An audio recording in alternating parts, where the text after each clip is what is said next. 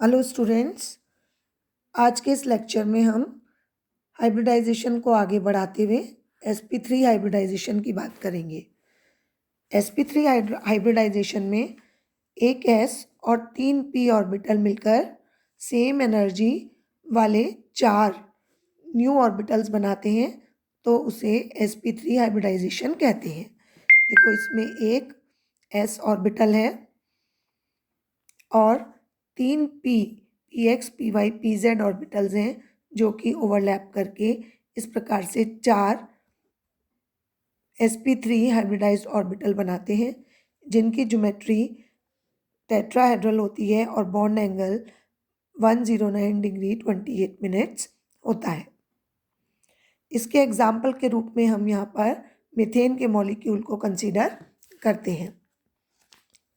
Methane के अंदर carbon atom excited state में यदि देखा जाए तो उसका electronic configuration 1s2, 2s2, ground state में है ये 2s2, 2px1 और 2py1 होता है। लेकिन एक्साइटेड स्टेट में, क्योंकि यहाँ स्टार लगा के हमने लिखा हुआ है, इसका electronic configuration 1s2, 2s1, 2px1, 2py1 और 2pz1 होता है।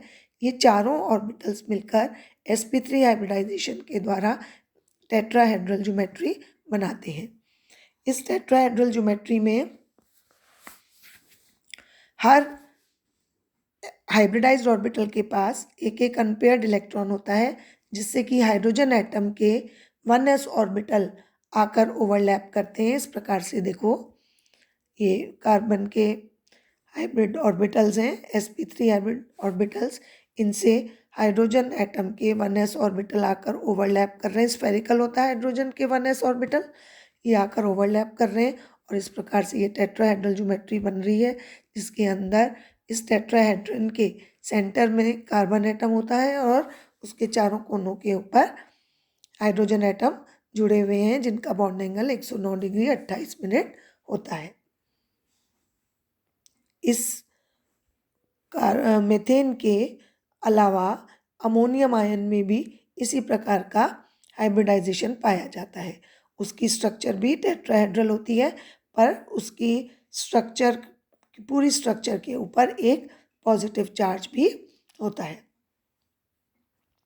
अब देखो, जिस तरह से यहाँ पर हमने sp3 हाइब्रिडाइजेशन देखा टेट्राहेड्रल ज्योमेट्री के लिए, उसी तरह से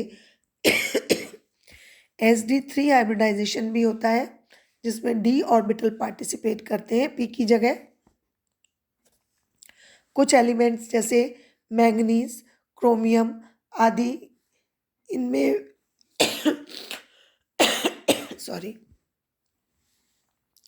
4p ऑर्बिटल्स की तुलना में 3d ऑर्बिटल्स की एनर्जी कम होती है। इसलिए इस हाइब्रिडाइजेशन में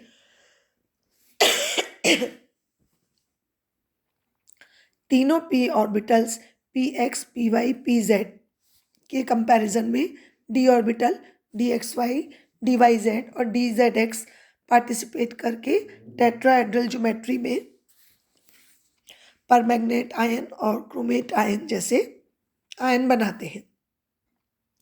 इसलिए हाइब्रिडाइजेशन sp3 होगा या sd3 होगा, ये सेंट्रल एटम की नेचर के ऊपर डिपेंड करता है। तो ये थे sp3, sp2 और sp हाइब्रिडाइजेशन, जिनके अंदर आपने अलग अलग ज्योमेट्रीज देखी। अब हम आगे वो हाइब्रिडाइजेशन लेने जा रहे हैं जिसमें d ऑर्बिटल्स का भी इन्वॉल्वमेंट होता है। अभी तक जो हमने देखा उनमें केवल s और p ऑर्बिटल्स शामिल थे। अब हम d ऑर्बिटल्स को भी शामिल करते हुए कुछ हाइब्रिडाइजेशन के टाइप्स देखेंगे। तो अब हम डिस्कस करने जा रहे हैं dsp2 हाइब्रिडाइजेशन। इसका मतलब है कि इस हाइब्रिडाइजेशन में एक s, 2 p और एक d ऑर्बिटल, जो कि कौन सा होता है, dx² y² होता है। ये जब हाइब्रिड मिल करके हाइब्रिडाइज होते हैं तो एक स्क्वायर प्लेनर ज्योमेट्री बनती है। इस स्क्वायर प्लेनर ज्योमेट्री में 4 dsp2 ऑर्बिटल्स होते हैं जो कि हाइब्रिडाइज होते हैं। इस स्क्वायर के सेंटर में सेंट्रल एटम होता है और इसके चारों कॉर्नर्स पर 4 ऑर्बिटल सिचुएटेड रहते हैं। अब देखो, ये dx² y² ऑर्बिटल हो गया, ये s ऑर्बिटल हो गया, ये px ऑर्बिटल, py ऑर्बिटल, ये सब हाइब्रिडाइज होकर के 4 dsp2 हाइब्रिडाइज ऑर्बिटल बनाते हैं। अब हम इसका एग्जाम्पल समझने के लिए टेट्रासाइनोनिकल का एग्जाम्पल लेते हैं।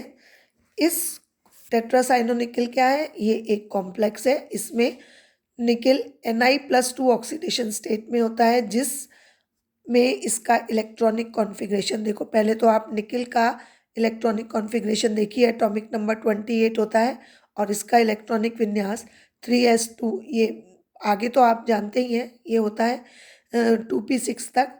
ये इनर्ट गैस कॉन्फ़िगरेशन आ गया। उसके बाद 3s2 से स्टार्ट करके हम 3s2, 3p6, 3d10, 3d8, 4s2 होता है। निकल इज 3d8, 4s2। ये है ग्राउंड स्टेट में। अब एक्साइटेड स्टेट में क्या होता है? एक्साइटेड स्टेट में s ऑर्बिटल में से इलेक्ट्रॉन्स निकलकर कहाँ जाएंगे? एक्साइटेड स्टेट में जाएंगे। ऐसा हमने अभी कार्बन और इसके एग्जाम्पल्स में देखा था। लेकिन यहाँ पर क्या हो रहा है? यहाँ पर देखो 3d8 है, यानी 2, 2, 4, 5, 6, 7, 8, यानी d ऑर्बिटल में क्या है? 8 इलेक्ट्रॉन मौजूद है। अब एक्साइटेड स्टेट में क्या होता है कि ये जो 2 अनपेयर्ड इलेक्ट्रॉन है वो d ऑर्बिटल में ही पेयर अप हो जाते हैं। ठीक है, ये इसमें इस प्रकार से पेयर अप हो जाते हैं, जिससे कि एक d ऑर्बिटल खाली हो जाता है। अब जब यहाँ d ऑर्बिटल खाली हो गया तो रिक्त d कक्षक इस s कक्षक और 2 p ऑर्बिटल के साथ मिलकर के क्या बना लेगा? dsp2 हाइब्रिडाइज ऑर्बिटल बना लेता है। 4 dsp2 हाइब्रिडाइज ऑर्बिटल बनते हैं, जो कि 4 साइनाइड आयनों से ओवरलैप करके क्या बना लेते हैं? स्क्वायर प्लेनर ज्योमेट्री बना लेते हैं, जो कि किसकी होती है? निकल टेट्रासाइनोनिकल की स्ट्रक्चर होती है। तो इस तरह से ये कॉम्प्लेक्स बन जाता है, जिसका कि एग्जाम्पल हम ले रहे हैं। ठीक है, तो निकल की स्ट्रक्चर में सेंटर में निकल और चारों तरफ साइनाइड आयन लगे होते हैं। तो इसको अपन इस तरह से डायग्राम के द्वारा शो कर सकते हैं। तो ये चीज़ आपको क्लियर हो गई कि डी ऑर्बिटल किस तरह से इसमें पार्टिसिपेट करते हैं।